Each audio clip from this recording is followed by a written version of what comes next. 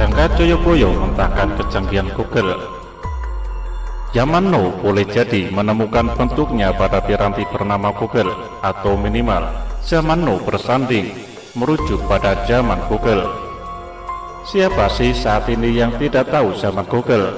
Rasanya tidak ada. Ibaratnya anak baru lahir ceprot pun rasanya sudah tahu Google. Piranti lunak ini canggihnya bukan main. Kalangan muda gaul bahkan sudah lama menyebutnya sebagai Mbah Dukun Google. Sekali jari menari di atas keyboard Android, sekali klik piranti nan canggih ini dalam hitungan detik akan menyajikan semuanya. Apa saja, semua yang diinginkan bakal kelakon, mulai yang remeh hingga gurame. Apa saja, ya foto, peta, tulisan, isi dasar laut, dalamnya gunung, isinya tata surya, hingga kita nanti tua mau mati wajahnya seperti apa, pokoknya ada semua. Namun aslinya secanggih-canggihnya Google, minimal begitu, dia tetap saja kalah dengan produk Indonesia asli bernama Jangka Joyoboyo, sebuah piranti lunak dari yang paling lunak. Masa iya sih, beneran? Tak bohong? Jangan ngapusi. Jawabnya benar. Ya, karena memang benar. Dia aset besar negara ini sebenarnya. Hanya karena secara fisik tidak bisa dilihat dengan cara ada zaman now, maka dia distempel sebagai zaman kuno atau old, yang katanya sudah lewat, tidak lagi zamani. Jangka Joyoboyo ini sesungguhnya potensi amat spesial. Saking spesialnya, dia hanya hidup dan besar di ranah spiritual. Karena itu, dia kerap dilupakan, bahkan kian ditinggalkan. Fenomena Google di abad 21 ini tidak saja membuat orang sejagat gumun. Saking fenomenalnya, dia nyaris dipersamakan dengan dunia perdukunan. Ya, dukun anyar yang satu ini begitu sakti mandraguna, bisa mengetahui semua hal dalam hitungan kejapan mata. Kegumunan ini terus berlanjut, manakala si Mbah Dukun Google ini juga jujurnya bukan main. Jika ia tidak tahu, tidak menemukan apa yang dicari oleh pengguna jasanya, 100% ia tidak akan memberikan informasi apa-apa. Jelas ini sangat berbeda dengan para dukun pada umumnya. Ketika tidak menguasai masalah, dia akan mencoba mencari celah, mereka-reka apa yang bisa direka, agar tetap dianggap sebagai yang paling sakti mandraguna, agar dapat duitnya tentunya. Sebagai junjungan tempat mencari dan bertanya, Google selalu bisa menjawab. Nyaris tak ada yang tak bisa dijawab. Sekecil apapun pertanyaan itu dan sesepele apapun hal-hal yang dinyatakan, termasuk di dalamnya urusan dunia ramal-meramal, jadi makin tampak nyata kehebatan dan kesaktian si Mbah Google ini.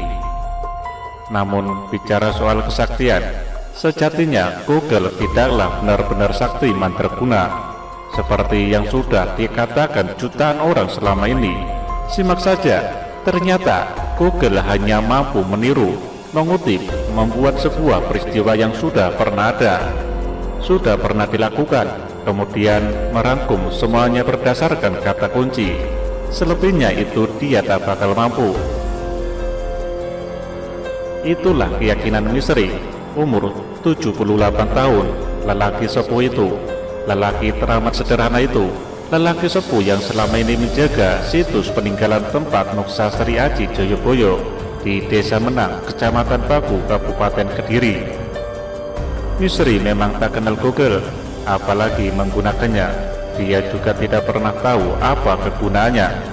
Tapi sehebat apapun, fenomena Google abad 21 ini tak lebih sebagai fenomena yang sudah lewat. Loh, boleh dikata Google malah jadul, ketinggalan zaman dalam bahasa Indonesianya. Betapa tidak, jauh-jauh hari sebelum Google mengabarkan kesaktiannya yang serba tahu itu lewat perangkat komputer, nanti tahun 1135 sampai 1157. Zaman seperti Google ini sudah pernah ada, zaman Joyoboyo namanya. Kata misteri, zaman ini juga memiliki piranti canggih berkemampuan super, namanya Jangka Joyoboyo. Sebagai sebuah jangka, Serba tahunya Piranti ini malah jauh di atas kemampuan Google. Dia bukan merangkum peristiwa, tetapi malah melintas batas ruang dan waktu, mampu menjelaskan peristiwa yang akan datang dan belum terjadi. Dia juga sama jujurnya dengan Google, hanya saja Jangka Joyoboyo memakai bahasa simbol yang tidak lumrah. Kita ini mestinya jadi orang itu tidak perlu gumunan, apalagi kalau hanya sekedar melihat zaman. Raja Kediri Sri Aji Joyoboyo dengan kesempurnaan pikirnya malah mampu melihat zaman yang belum terjadi. Fenomena-fenomenanya diurai bahkan tersurat nyata dalam serat yang kemudian terkenal dengan Jangka Joyoboyo itu, ujar misteri juru kunci keturunan ketiga di situs Moksa Prabu Joyoboyo. Kalau orang sejagat bisa gumun dengan kemampuan Google, harusnya orang sejagat pula, terutama di Nusantara ini, lebih gumun lagi dengan adanya Jangka Joyoboyo.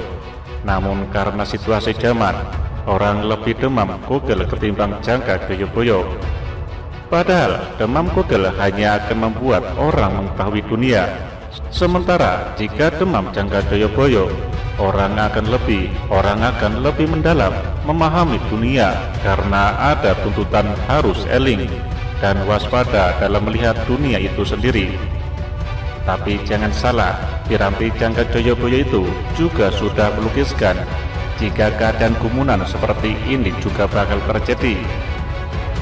Di situs Moksa Sri Aji Joyoboyo yang terawat baik meski tidak ada pendanaan dari APBD Kabupaten Kediri itu, misteri juga berkisah. Sri Aji Joyoboyo sejak masih dalam kandungan sudah mempersatukan dua kerajaan yang terpisah oleh sebuah sungai dan menjadi Kediri. Sri Joyoboyo adalah buah hati dari kisah Romeo dan Juliet dari Tanah Jawa antara putra mahkota Jenggala dan Daha, yakni Raden Panji atau Inu Kertapati dan Dewi Sekartaji. Semasa Joyoboyo menjadi Raja Kediri, wilayah kekuasaan dan pengaruhnya meliputi separuh Nusantara. Pada masa itu juga kebudayaan Jawa mencapai puncaknya di bidang ilmu pengetahuan, sastra dan seni. Kitab-kitab dari Mahabharata dan Ramayana diterjemahkan ke dalam bahasa Jawa kuno. Sri Aji Joyoboyo selain seorang nujum yang masyhur, juga sebagai Prabu Titisan Batara Wisnu yang dipercaya akan meniti selama 3 kali. Sebagai nujum, Sri Aji Joyoboyo kemudian menujumkan berbagai kejadian yang akan datang yang ditulis dalam bentuk tembang-tembang Jawa, terdiri atas 21 pupu berirama Asmarandana, 29 pupu berirama Sinom, dan 8 pupu berirama Dandang Gulo. Kitab tersebut kemudian dikenal dengan nama Kitab Musarara. Nujum Sri Joyoboyo itu dibagi dalam 3 zaman yang masing-masing berlangsung selama 700 tahun, yaitu zaman permulaan atau Kaliswara, zaman pertengahan atau Kaliyoga, dan zaman akhir Kalisengara. Dari sekian yang menarik pada Nujum Joyoboyo adalah adanya zaman akhir atau Kalisengara. Itu akan terjadi dari tahun 1401 sampai dengan tahun 2100. Ramalan Sri Joyoboyo dalam periode akhir tersebut menjadi akurat setelah dicocokkan dengan catatan sejarah Indonesia pada periode tersebut. Simak saja bangkit dan runtuhnya kerajaan-kerajaan Jawa di Indonesia, naik turunnya para raja-raja dan ratu-ratunya atau pemimpinnya yang terbagi dalam tiap 100 tahun sejarah, yaitu Kalajengga antara 1401 sampai 1500 Masehi, Kalasakti antara 1501 sampai 1600 Masehi, Kalajaya 1601 sampai 1700 Masehi, Kalabendu 1701 sampai 1800 Masehi, Kalasubra 1801 sampai 1900 Masehi, Kalasumba 1901 sampai 2000, dan Kalasurasa 2001 sampai 2100 Masehi. Salah satu contoh nyatanya adalah naiknya Presiden Soekarno sebagai pemimpin dan pendiri Republik Indonesia. Kisah Soekarno ini masuk dalam periode Kala Sumbaga 1901 sampai 2000. Akurasi yang lain, Soekarno digambarkan sebagai seorang raja yang memakai kopiah warna hitam, ketuk bengi, yang sudah tidak memiliki ayah dan bergelar serba mulia. Raja kebal terhadap berbagai senjata, namun memiliki kelemahan, mudah dirayu wanita cantik, tidak berdaya terhadap anak-anak kecil yang mengelilingi rumah. Bahwa peristiwa mundurnya Soekarno karena demo para pelajar dan mahasiswa. Sang raja sering mengumpat orang asing dengan lambang untuk menunjukkan bahwa dia anti-imperialisme, yang bunyi ramalannya sebagai berikut: Ratu Digdaya ora pendas, papang paluning pamande sisaning burinda, nanging apese nungso setan tuyul amper gendus, bocah cilik-cilik pating pendelik, merubungi omah surak-surak koyo ngunggah pitik ratu atini cilik, anggundama bolo seberang sing doyan asu. Contoh yang lainnya sangat banyak, tapi orang yang awam hanya akan mampu melihat kejadian ketika semua sudah terjadi. Namun orang-orang waskita yang jumlahnya tak banyak di negeri ini pasti akan mampu melihat seperti yang dinujumkan Sri Aji Joyoboyo, kata Misri. Karena isyarat-isyarat yang akurat itu, maka situs moksanya Sri Aji Joyoboyo ini masih terawat dan cukup banyak dikunjungi orang dari berbagai belahan Nusantara, utamanya pada malam-malam Selasa Kliwon dan Jumat Legi pada penanggalan Jawa atau pas bulan 1 Suro.